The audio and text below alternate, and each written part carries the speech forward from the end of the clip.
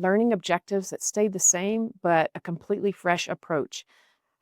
I kept it open so the students could see what it's like kind of under the hood of that car and what it looks like to try something new and innovative while still being true to, the end game, which was learning. And so what I want students to understand is that they belong in this space. We have great imposter syndrome going on right now. I deal with it. There's a lot of fear around social media and what's being recorded and what's out there.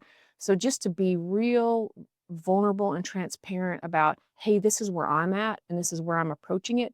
What are your thoughts about how I could be better? And here's some things for you to consider to be stronger in your approach.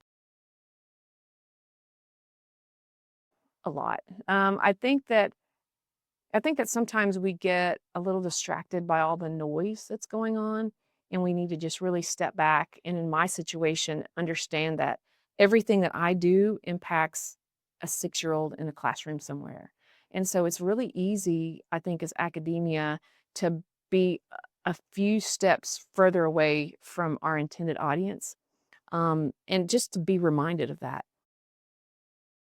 Winning this award was humbling on a multitude of levels, but to be recognized by my peers, the panel, and to have feedback around work that I continue to do and a lot of my colleagues continue to do is very validating.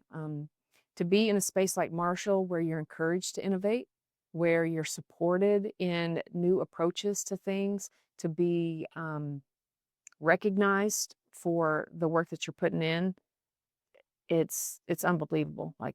This space is amazing.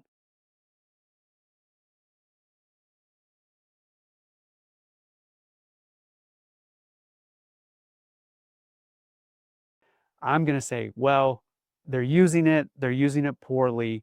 Why don't I try and teach them how to use it really well? And we'll see what we come up with. Maybe this is not the right approach in 5 years in the future when I get there. But for now, it seems to be working really well. Trying to teach students that AI is like an assistant. It's like if you had a professor in your pocket, you could pull out and ask questions any time of them with no judgment whatsoever. What do I do here? What am I doing? I don't understand this part. What does he mean here?